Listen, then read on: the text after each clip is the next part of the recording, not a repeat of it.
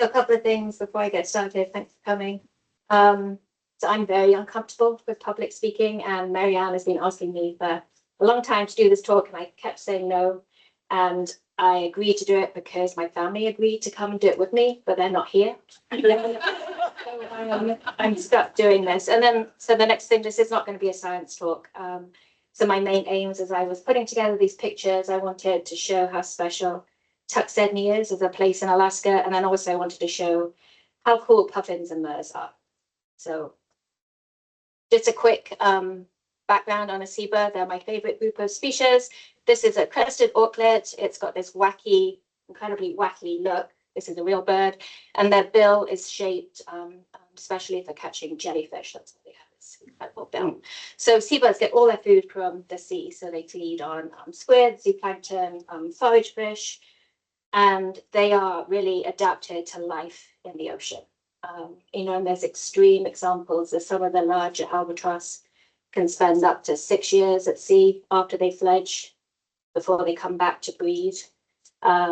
I was lucky enough, I had a season out on Tern Island in the northwestern Hawaiian Islands, and when the black-footed albatross come back for the winter and they land for the first time, they can hardly walk. They look like they're drunk because they haven't stepped on land. And we all know how crazy the sea is. So can you imagine being a puffin and you're out in the Bering Sea for 9 months of the year and you never touch the land? I mean, these birds are just incredible. So I've been thinking a lot about immigrants. And so I just wanted to give a bit of a background of how I came to Alaska. So I grew up in England, and I always loved wildlife and nature and animals, and I knew I wanted to work with animals. I didn't know how or, what kind. I didn't, like, seabirds weren't my thing. I just knew I loved wildlife. I pretty much failed high school, and for a number of reasons. And then, so I had a gap year, and that's quite common in Britain. And I had a number of placements around the country, gaining experience with conservation and wildlife. And I spent a chunk of time on Solberg Island. So this is Wales, and Solberg is off the coast. It's an incredible rocky island. If you can go to Britain in the summer, I will put this on your agenda. There's 350,000 pairs of Manx shearwaters breed there. And there's incredible birds. So the whole island is alive at nighttime. They're calling. You can't walk anywhere without stepping on one. I mean, it's an incredible, incredible place. And there's also murres, known as guillemots, in Britain. This is a guillemot colony. They look kind of muddy. And razorbills, puffins, kittiwakes. It's an amazing island. And I didn't immediately fall in love with seabirds here, but the environment, the sea has always really spoken to me, and the power of the ocean has always spoken to me.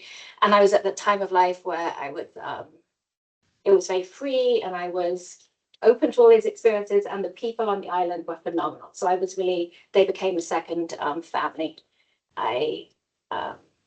And they're, good friends, mentors today. So this was very instrumental in my journey with seabirds.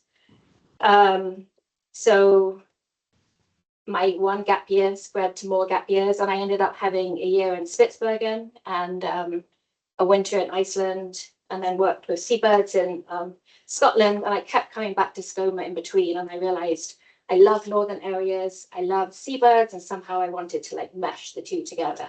And so I asked a researcher on Skoma Island, do you have ideas? I want to work with seabirds in the north. I have no education. I flunked high school, but I want to, work. And he gave me some addresses. So I think I had a researcher in Finland, Iceland, and Alaska, and I wrote them all. This is like pre-email. So I wrote to these people with my telephone number, and I had a call back from John Pyatt. He works with USGS in Anchorage. He's retired now. And he called me cold at home, and I answered the phone, and I can remember it because it was kind of an awkward conversation. So he had this really strong American accent, and it was a really bad reception. And we had, he was asking lots of questions about why I wanted to do this and what my experience was. And then I asked him, well, what would I be doing in the winter over there? Like, there's no seabirds in Anchorage in the winter. And he said, oh, you're going to look after captive zebras. And in my mind, I was like, oh, okay. And I didn't ask questions, but I was thinking, do they eat hay? So I didn't ask any of these questions, which I was lucky because I just wanted to get to Alaska.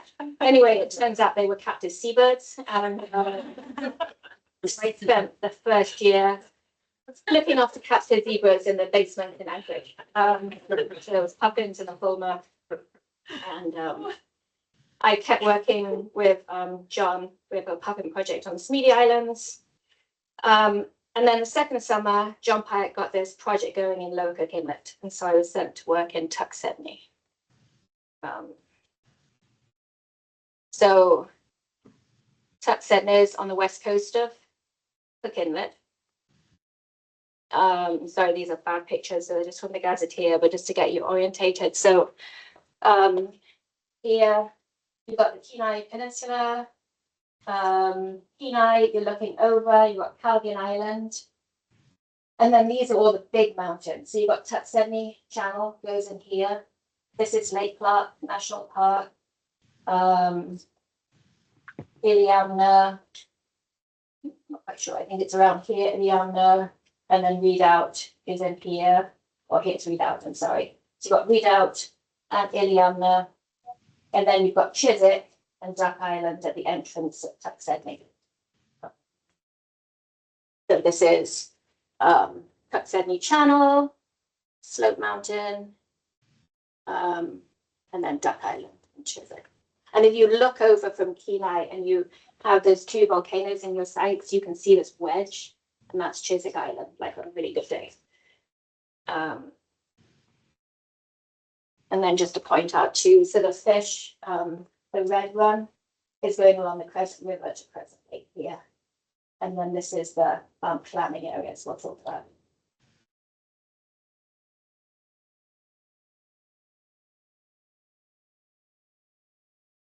Just a couple of pictures.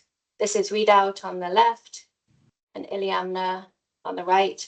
And we have a good friend who spent time there, and he often says Redoubt is a shapeshifter. And I don't know if you spend time on the Kenai, so sometimes Redoubt is huge, like so huge, and sometimes it's tiny. It's a very magical mountain. So it's a very wild area. There's mudflats and fossils. I've got a fossil here. It's known for its large clamshells.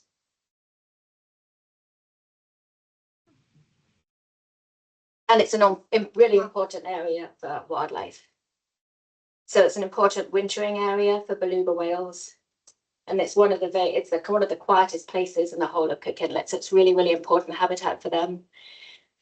There's large concentrations of brown bears that feed on the sedge meadows. And then it's also really important for shorebirds like here. So those mudflats are really rich with Makoma clams.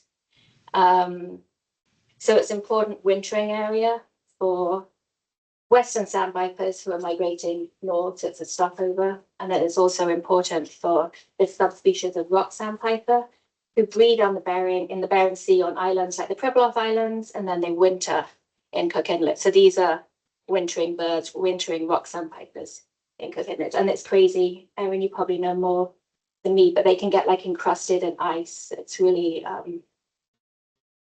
don't know much about them, but. Or hardy then.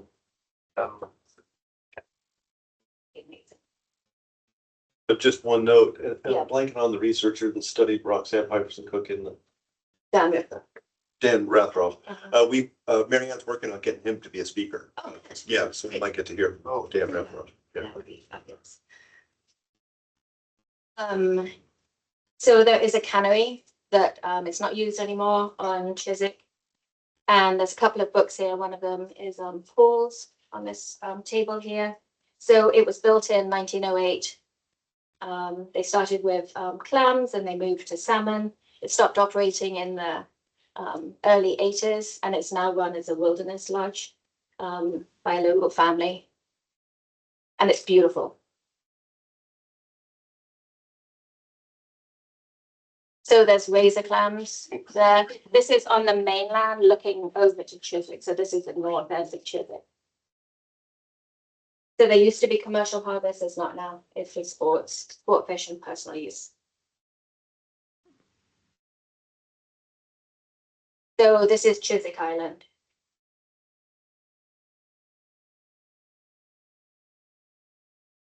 So this is looking at the north end. It's huge. It's about, well, 2,700 feet tall. It has these incredible rock features. You don't imagine that in Cook Inlet. I don't imagine that in Cook Inlet. There's a few setnetters who have a base on that north end of the island. And you can see Duck Island is that tiny island on the left of Chisik there on that picture. So the Tuxedni National Wildlife Refuge was established in 1909, and it was to protect seabirds breeding on Chisik and duck.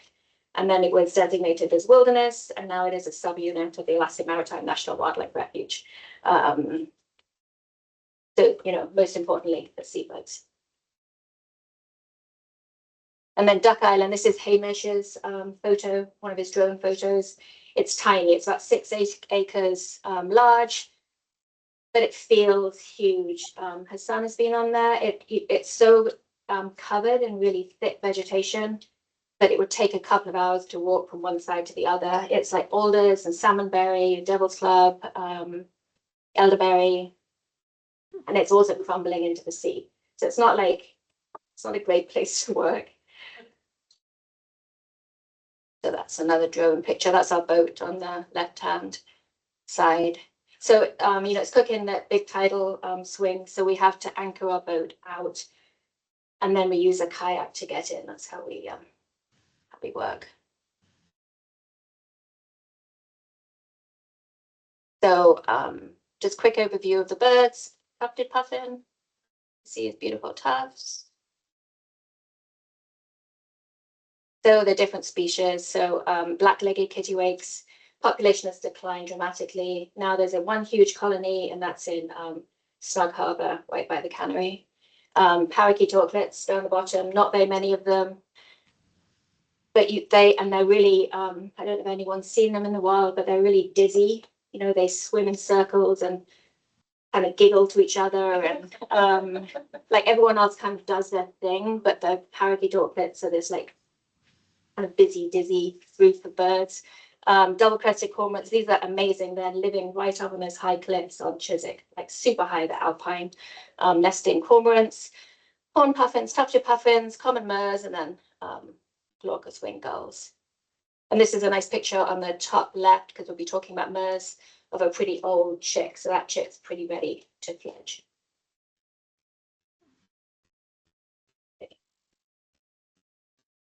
So ship-based surveys to study changes in the marine environment are really expensive, and logistically they're really challenging. But seabirds, because they come to land to breed every year and they get everything from the sea, they can be really good sensitive indicators of changes in the marine environment. So the idea of this study that was started in '95, and it ran for 5 years, now it's continuing again after the last marine heat wave. It was to quantify food availability around 3 colonies in Lower Cook Inlet. So there was the Barren Islands, Gull Island and Ketchmak Bay, and then Chisik and Duck Island. And then at the same time as these intensive food surveys were going on, there were people on all the islands. So I was on Chisik and Duck, and we were measuring the response of these seabirds. So we were looking at behavior, how well they were breeding, population changes. And then we put those data sets together because we want to find out what to measure that gives us the most sensitive indicator of food availability. If that makes sense. So it was an amazing study to be able to put all that together. So early years, I must have been bitten by this puffin because I look really big.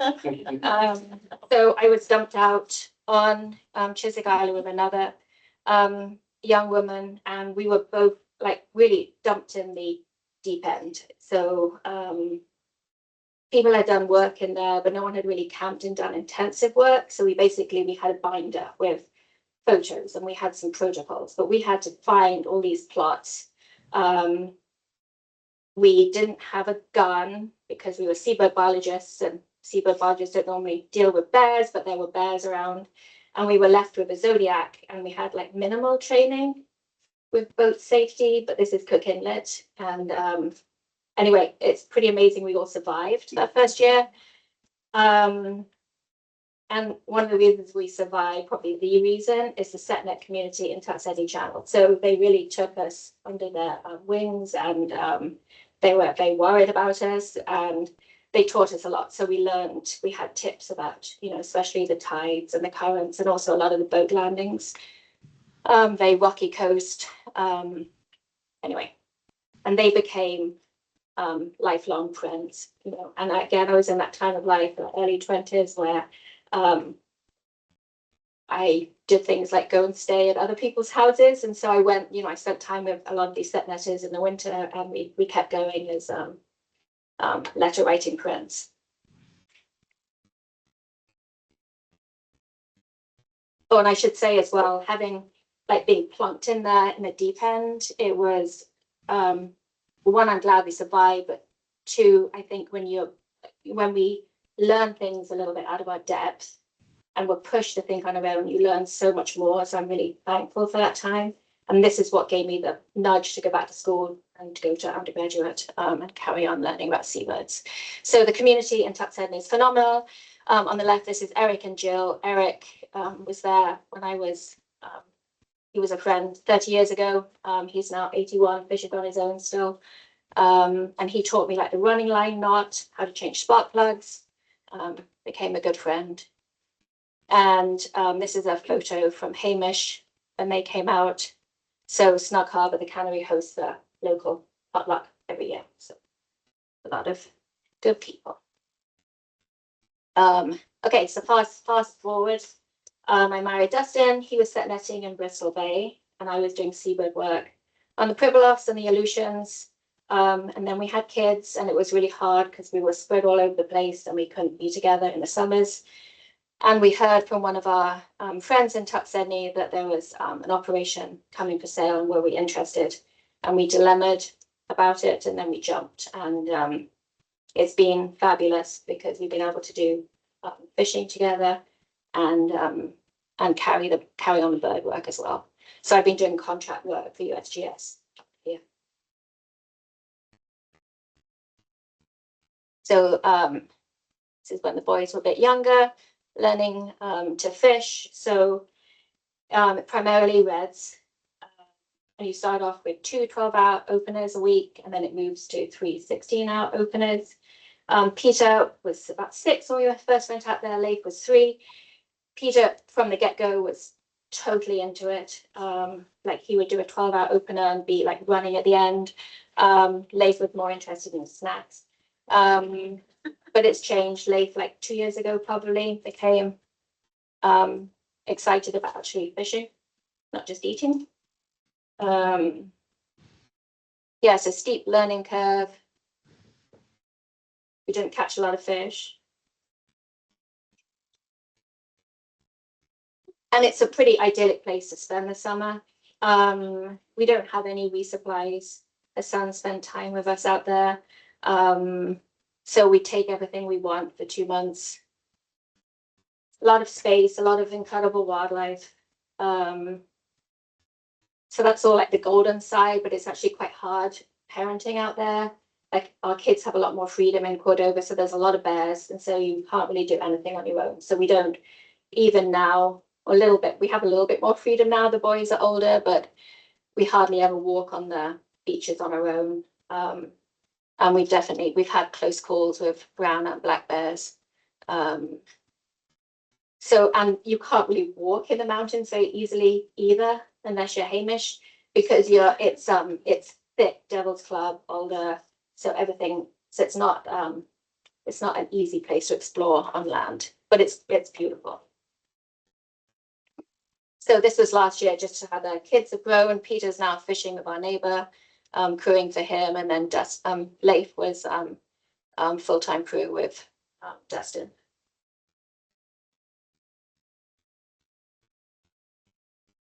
So how it works, the reality of family and science, and I wish Peter and Lake were here because they'd have a different perspective.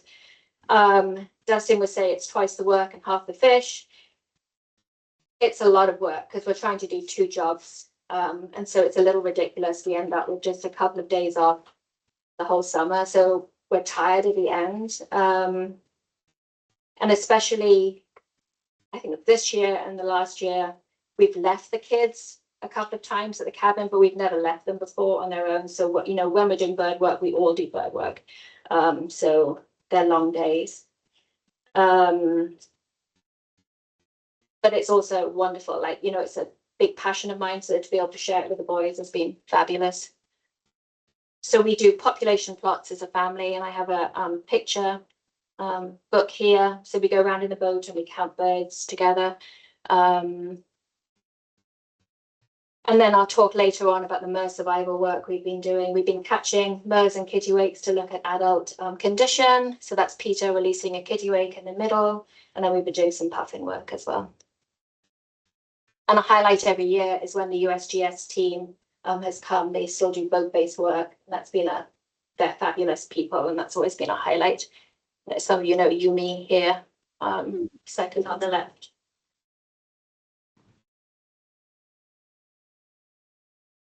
This was us camping on Duck.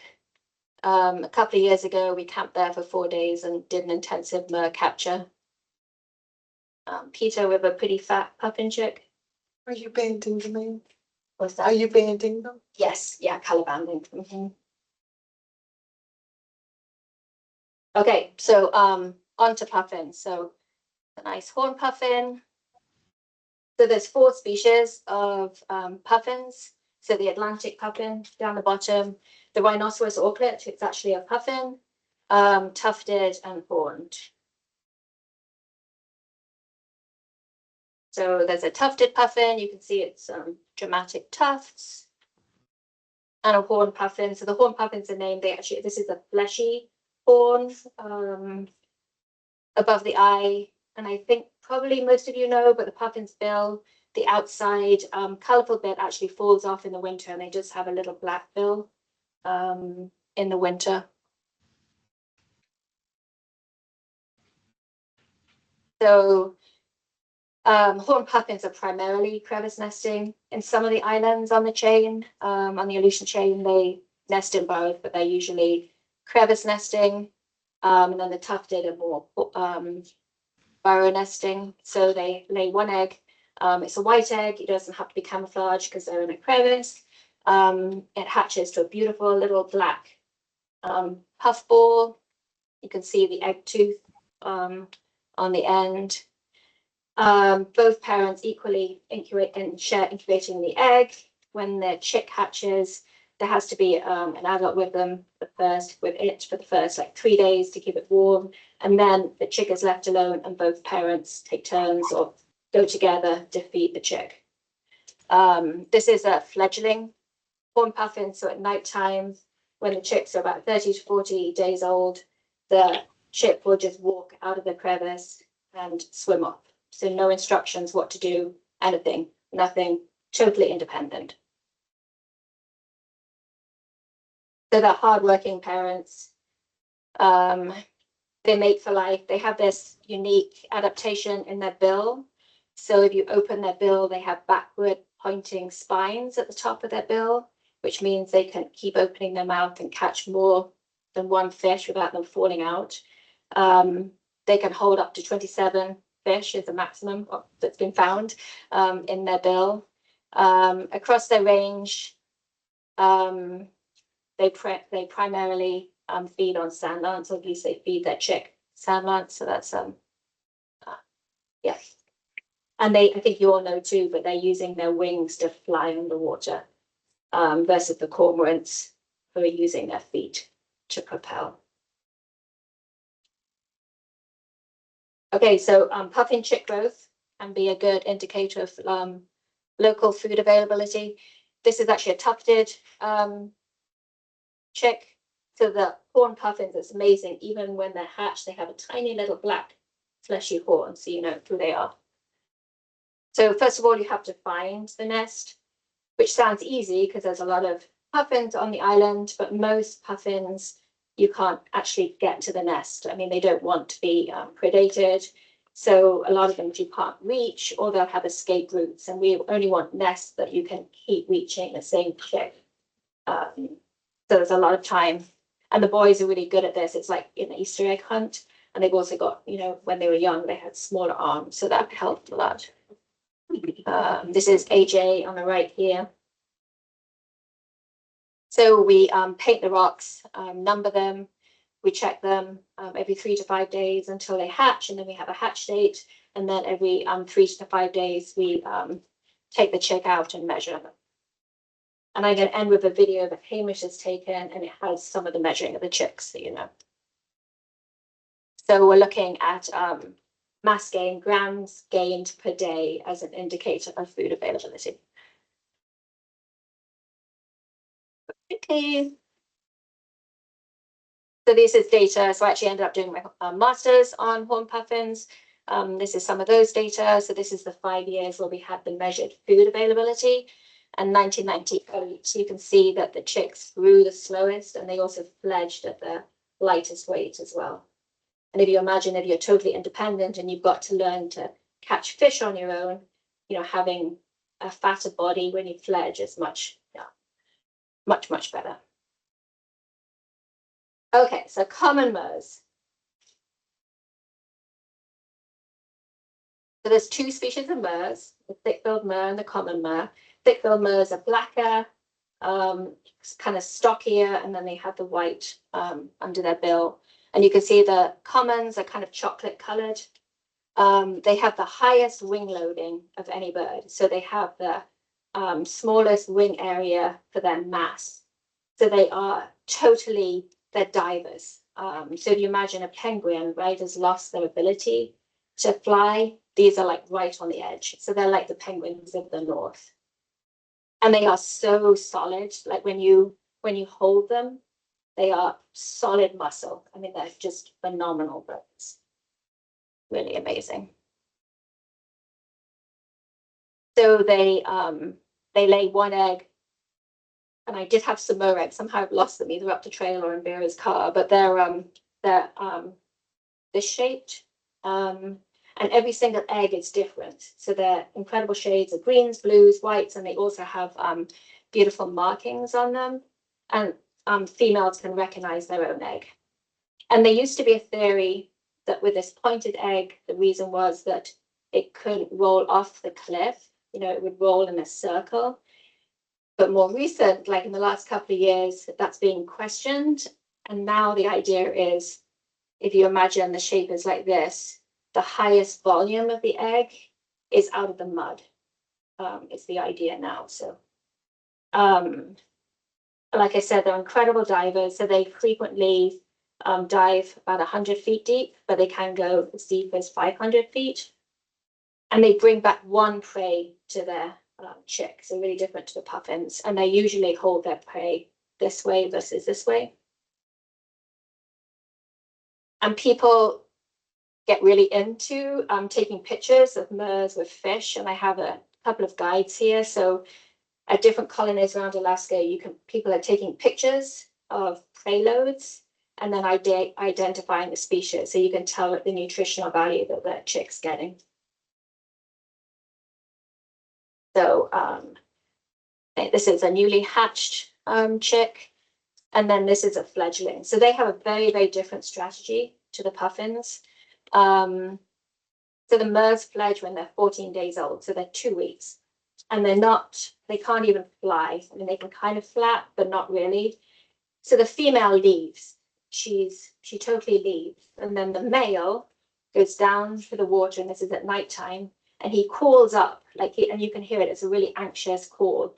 He calls up, and the chick goes to the edge and looks out and calls down to the parent, and they're calling to each other. And this is in the dark.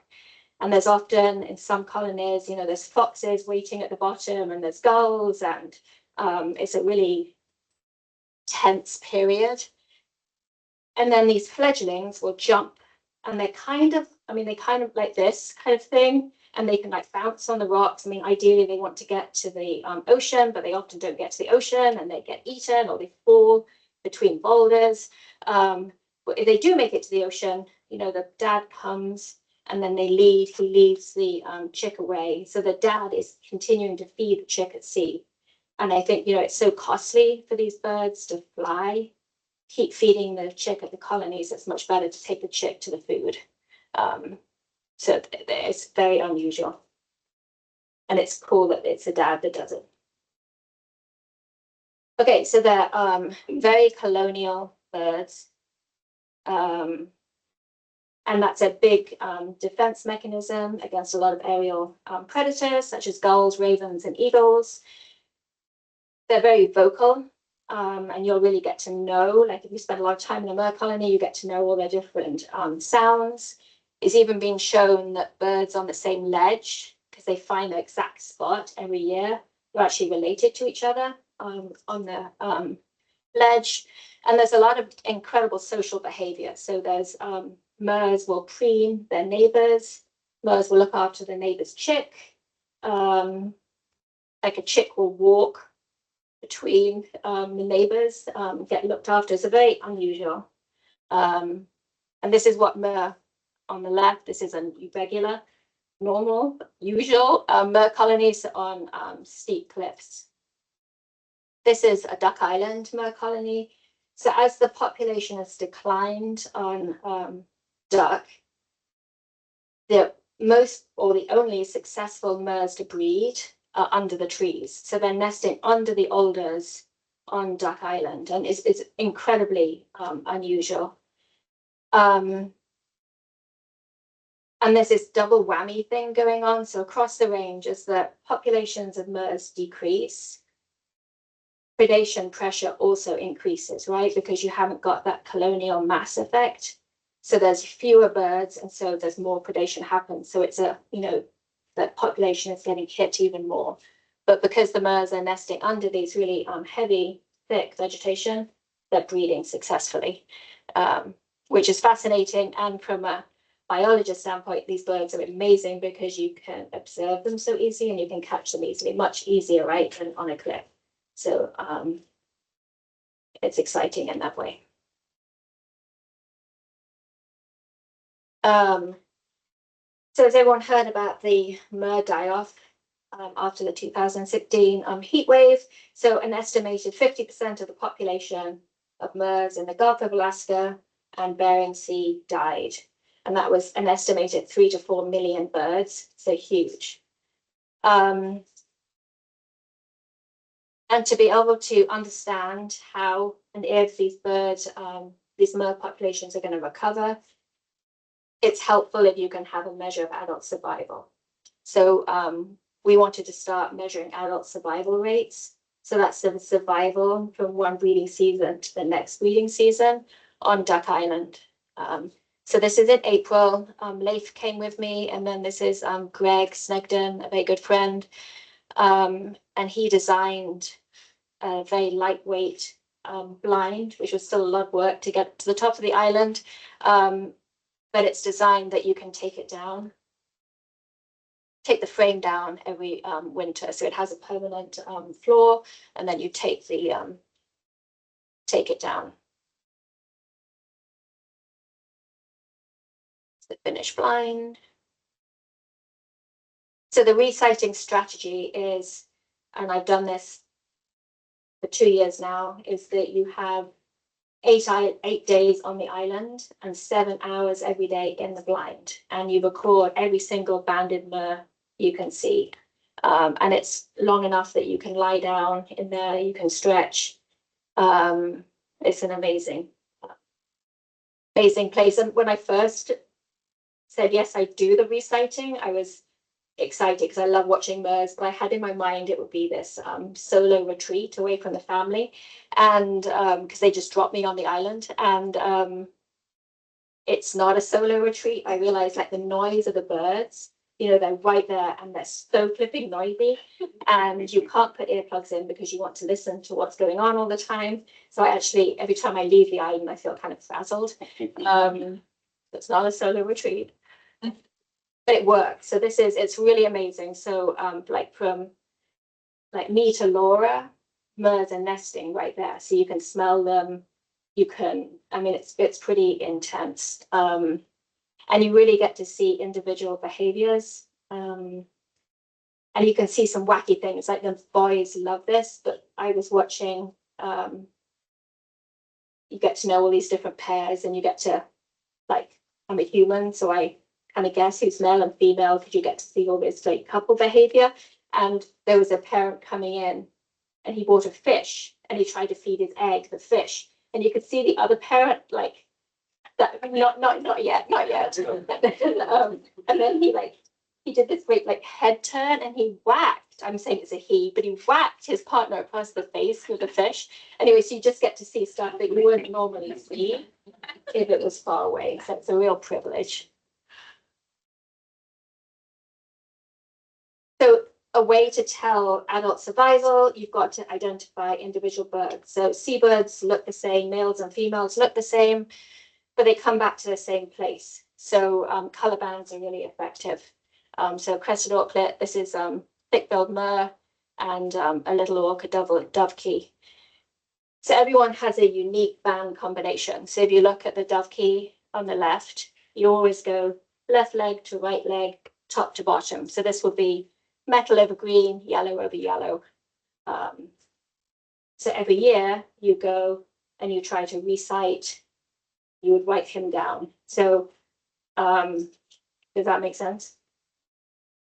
Was the dovekey Alaska? Green.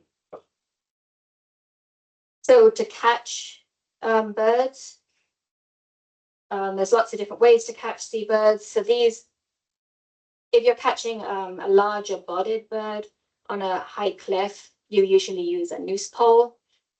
This is out on Bogasloth. And so it's an extendable fiberglass fishing pole and it has like a hand-manned noose on it, but it has a special, like a knot in the right place that it won't constrict on the bird's neck too tight. And you, oh, this is me going down to a kittiwake. This is on Bogasloth. So you go really, really slowly. So this is on Bogasloth again. This is thick-billed murres. And you can see there's a little bit of white tape on the back of that bird. It's got a GPS logger on. So that's a way we could see it from above to know we're catching the right bird. You can see its partner there, and there's a chick, can you see, under him as well. So everything is really, really slow. And once you've worked with these birds, you can hear the noises and you know if they're onto you. And so you know when to like pause. And then you gradually go over the head. And then you can gradually see he just walked away from his chick a little bit, and then you can just gradually lift the bird up and then swing them slowly to your partner who's probably on the cliff to process them.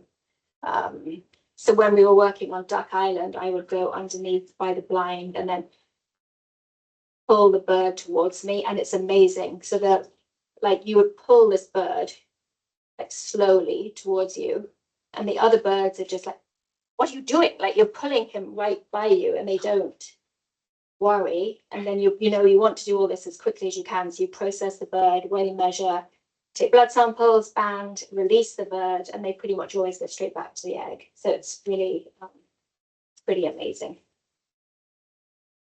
So we're nearly there, just a couple more slides. So we've got 90 banded birds now, and this is our third year, this next summer. Well, we'll be reciting. And there's 4 banded birds in these pictures, if you can see them.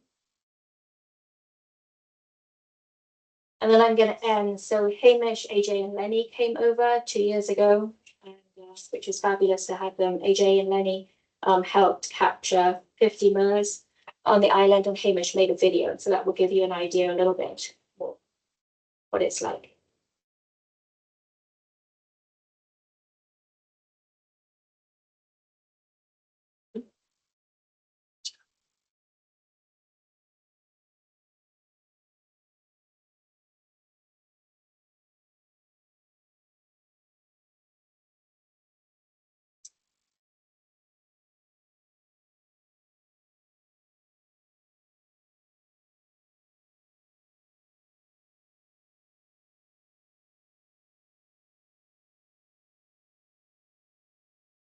Those are the cliffs with the double crested nesting on this side.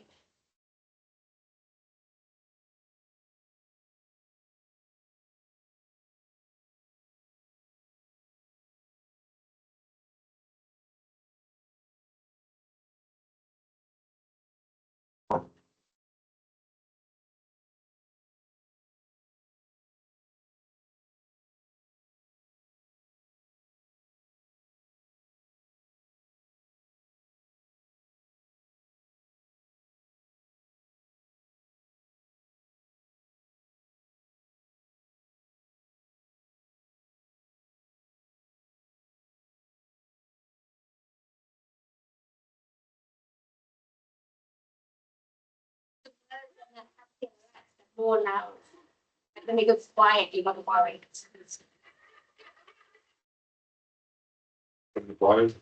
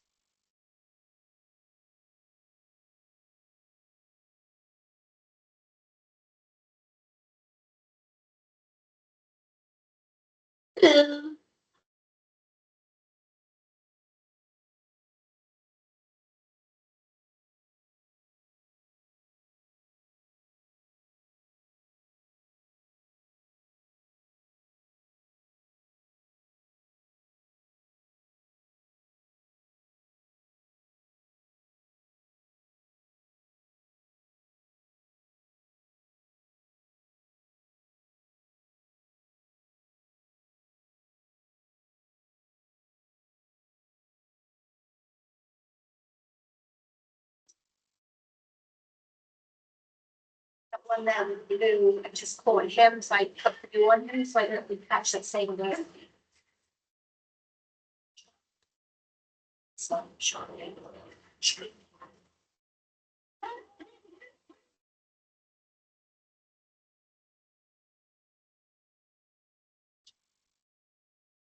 Yeah.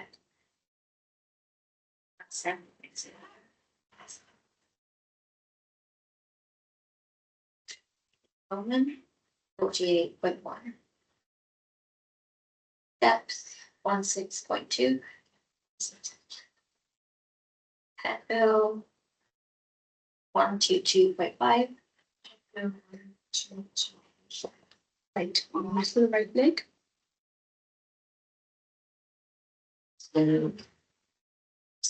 Yellow, blue, light green, left leg.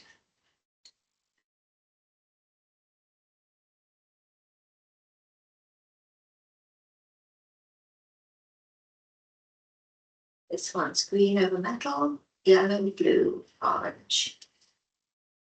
What's that? Orange number 42, 48.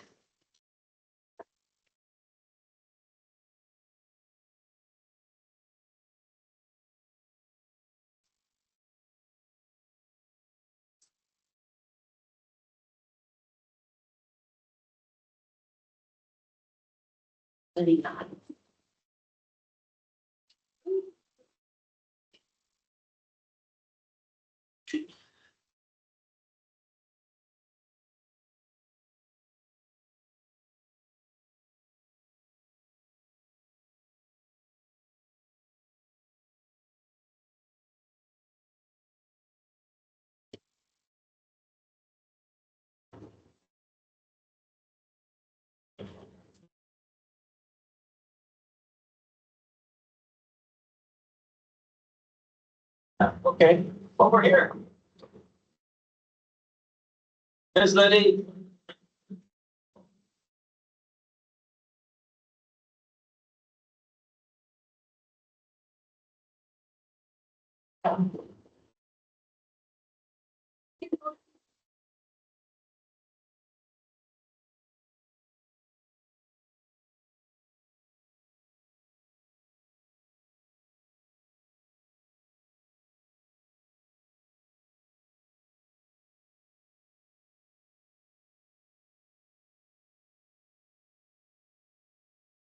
AJ lost, person on the beach.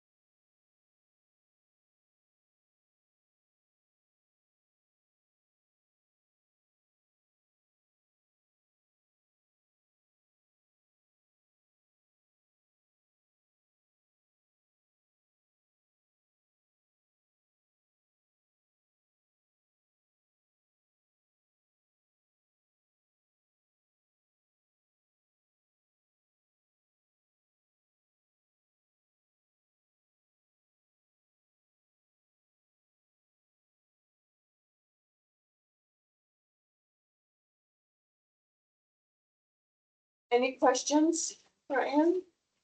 And why, that was a very calm river that you were measuring, and why don't the parents get upset when this hand appears and takes away a chicken?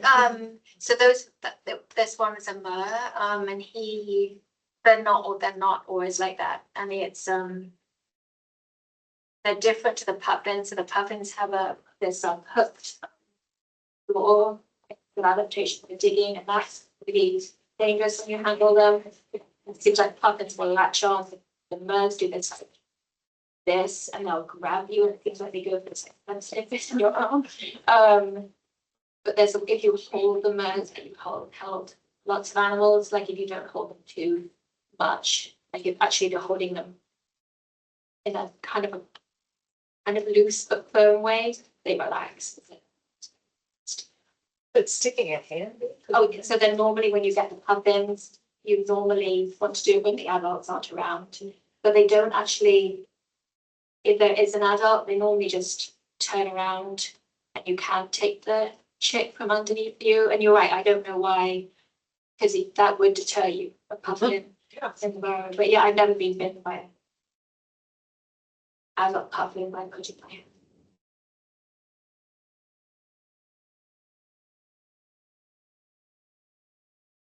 Anyway, not really a question, but David, because the presentation. Takes me back to my, that's cool. Just gets emotional about it. It's been 50 years since I've been to Chisik Island. Yeah. It's just a magical place. When I was a kid with my dad fishing, we'd sometimes go and angle for the closures there. It was so much fun. I just love that place. Yeah. Go back in the bed.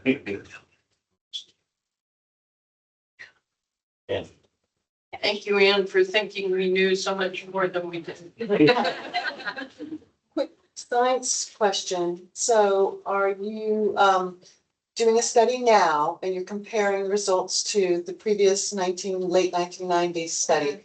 And what was the specific comparisons between the two studies, the food diet and populations? So in the first study, it was very intensive. We were looking at food and then all these different ways you can measure bird behavior. So it could be like forage trip duration, chick feeding rates. You can measure so many different things, adult body condition, chick growth. So we measured as many of these indices as we could in the first study year for the first 5 years. And then the study started again in 2016. So we want to examine how the birds are doing after the heat wave. And you all know, so USGS, a lot of government lost their funding. So, right now we're down to 1 person in the SEABIRD program, and there's no funds to keep this going. We've been lucky. We've been given some funds from the Refuge Friends group to keep Duck Island going this summer. But right now we're in things are very much stalled in terms of collecting more data and so analyzing and writing up. This part 2 started in 2016, 16. so The second. you've got another 10-year. You just completed a 10-year Um, for 2026. Yes. coming up. Yeah, yeah. like Nice, years. okay. Yeah. And then with funding, hopefully, how long would this study be projected to go for till? And then would they have like, they want to do another 10 years, 5 years? I mean, there's no, No, there's no, just in perpetuity, so as long as we can do it.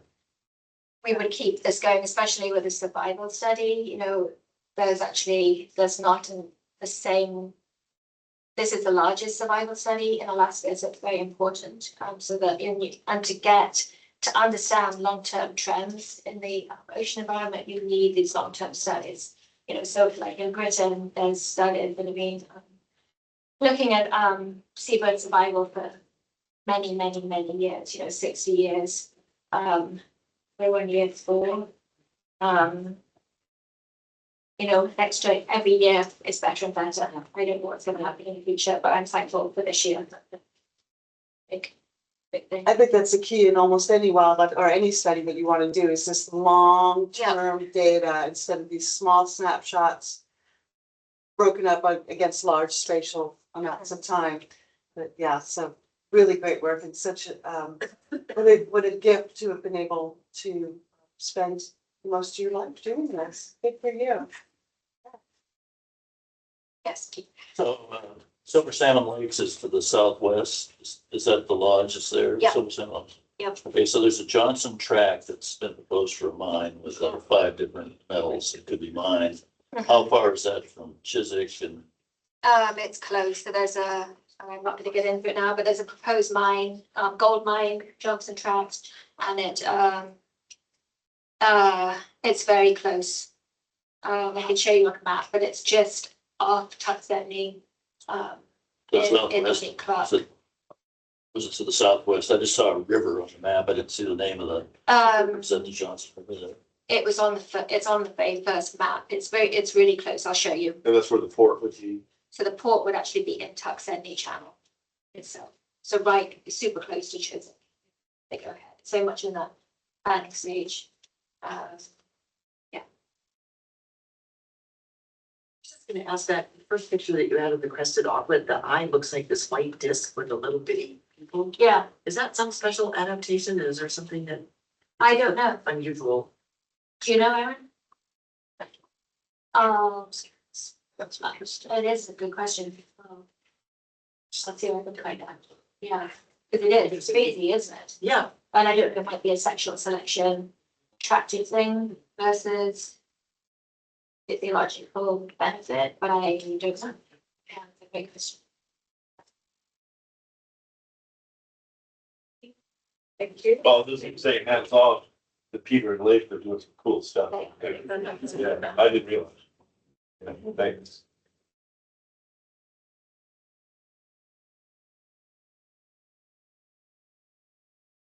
Christina, what's your next meeting for the 501 in March? I mean, 501 in February? We got 2 more.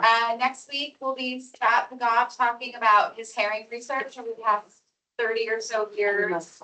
And then I think following that will be a mariculture talk, both are here. Awesome. Thanks, everybody, for coming out. Thank you.